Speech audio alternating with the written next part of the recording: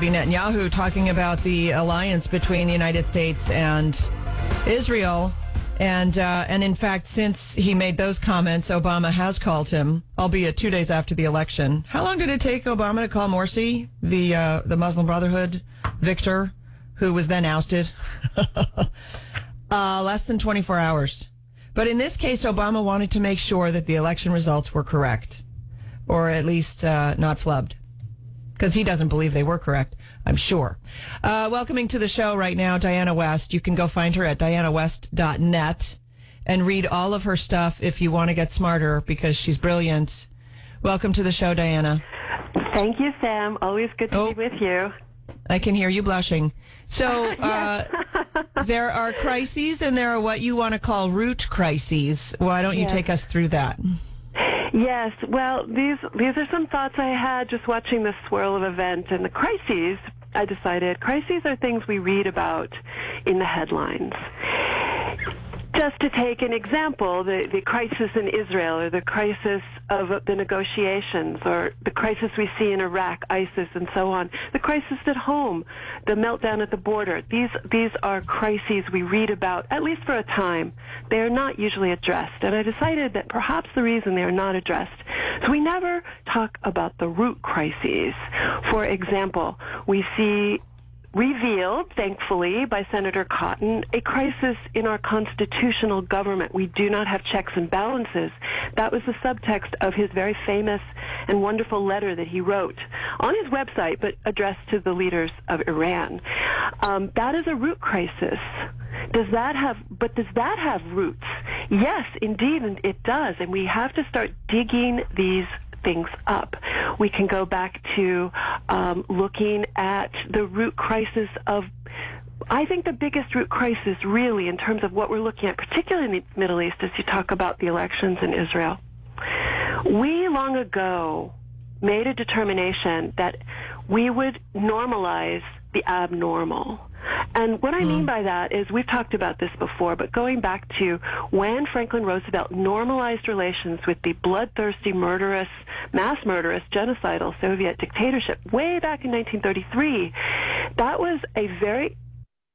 Free Talk Live. They love to say this in court. Ignorance of the law is no excuse. That came about when do no harm was the law. Ignorance of that law, there's no excuse to ignore that law. That makes sense. But to say that ignorance of all these It's fear. It also becomes really an alternate reality in which facts have no place. It becomes ideological. And this is why the Soviet piece of it is so important. Communism as an ideology makes you fit your facts to the ideology. Anytime you're dealing with something ideologically, people always erroneously discuss the Cold War as a battle between two ideologies. Actually, the West is really the absence of ideology. It's based on the rule of law. It's based on individual conscience. We are not looking at ideologies that presuppose everything, whereas in communism and in Islam, everything is dictated by the ideology. So, indeed, these are vastly different ways of life. Let me ask you this. Yeah. Are we not now ruled by an ideology? Because we're giving up. Right. So we're giving up. I mean, I trace this back to religion, because religion is based in truth and an honest examination of facts. And we're giving up our religion and we're replacing it with fear. And with fear comes the ideology. Right? But just sort of to make it go away at all costs.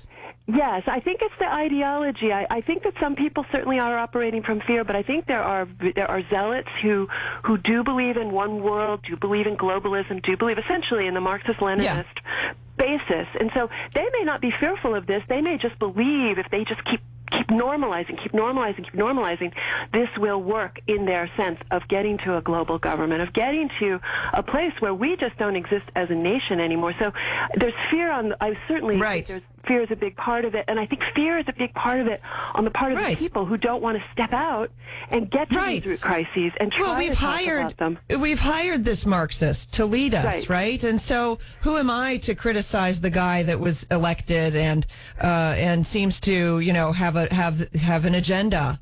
Maybe his agenda is equally as good as my agenda, and therefore, who am I to criticize him? And what kind of derision will I suffer as a result of my criticism of him? And that's why you get the fear. I don't know why, as a people, we are so fearful of being derided, of being called names. I mean, at least I can always understand people who actually live with the fear of going to a gulag, of coercion, of being beaten up, of being killed. I can understand that kind of fear and silence. However, in our own system, fortunately, until this day, that has not been the practice. And we submit to fear of being called racist, Islamophobe, voluntarily, baiter, all of these words that just stop thinking cold and make us retreat. And this is, again, another kind of this root crisis that we don't get to. And that's why things are just continue hurtling from one headline crisis to another. Right. But I think you're right that people at the helm, look, it took over 2 days. They call it 2 days, but he won on Tuesday and he got a phone call on Thursday. Morsi got a phone call within 24 hours. Oh, sure. Yeah. With the time change. And Morsi is out of there. Morsi didn't last. So you can see that we have a commander-in-chief who backs the wrong party, who backs the wrong, right? Right, and then worse because he's trying to put Benjamin Netanyahu in the camp with, quote, hardliners, equating him to, quote, hardliners in Iran, as if, for example, there are all hardliners in Iran, but now he's trying to play this I'm serious, this non-existent middle. The Iranians want to blow us up. Israel wants to survive. They're obviously absolutely equal sides of the of the same coin. Exactly. These people want to survive. How extremist can you be? I know. Get with the program. That's what we're supposed to do. And the problem is with with the way the media works, with the way the echo chamber works, it's by dint of conditioning, it's by dint of repetition, and this becomes another layer over the truth. And I mean, it's, for me, another root crisis we haven't discussed. I believe Congress is responsible because Congress has failed its duty as much as President Obama have to execute its constitutional responsibility to impeach a non-constitutional president. And I'm sure you've written about this, but root crisis, McCarthyism, which is a completely misunderstood concept because they've completely redefined it for this country. And I think that anyway, we got to take a break. This was fantastic talking to you, Diana West. Go to dianawest.net. Go buy her books, The Death of the Grown-Up, but most importantly, I believe, American Betrayal, which is a fantastic, fantastic book. I will be right back after a quick break with Eric Stakelbeck. We're going to talk about ISIS coming up next.